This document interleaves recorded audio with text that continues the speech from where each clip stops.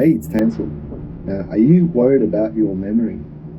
Now, this is a serious concern because a lot of people are worried about their memory, right? You look at what's going on in the world today in terms of forgetting people's names, presentations, information learning. There's a lot of it going on, right?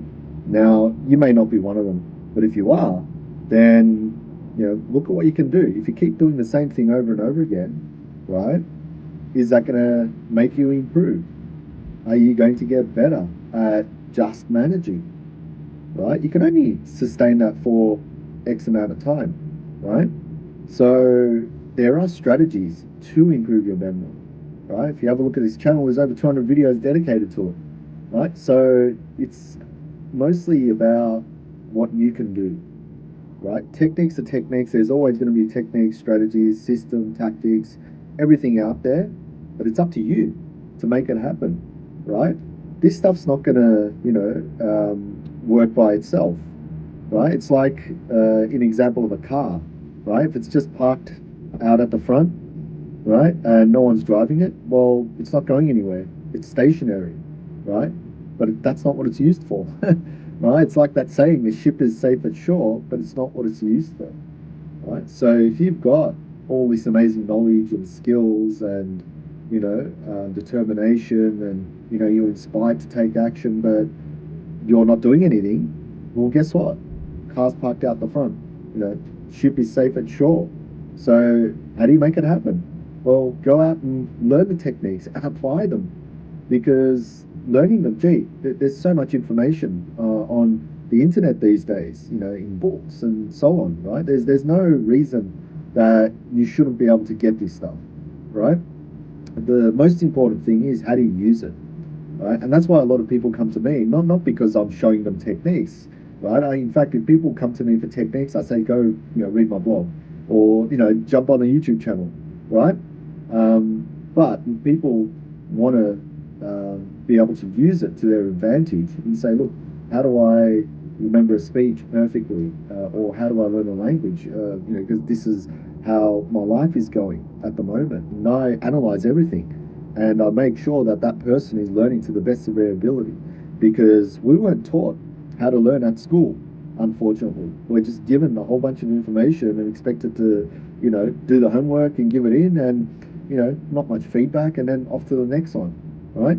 So we need to take advantage of it. The onus is on us as the learner, as the student, right? Even as a teacher, the onus is on us, right? So you should be worried about your memory, right? Even if you're not, think about it like physical training. We know what to do to improve physically, right? We do exercises, we go to the gym, do all sorts of things, right? And what do you do for your memory? Right? People don't what Sudoku and online games. Come on, it's much more than that. You have to be able to use encoding.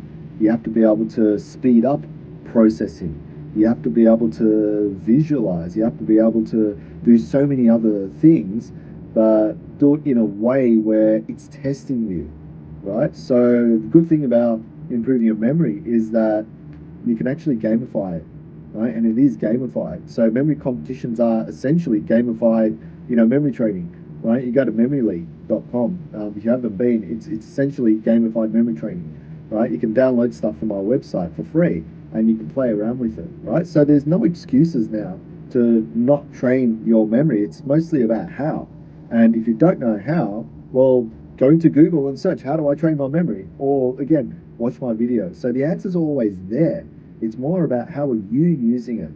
And, if you haven't done anything, or if you're not going anywhere, if you're around in circles, then go and seek help. There's people like me all over the internet. We're making content.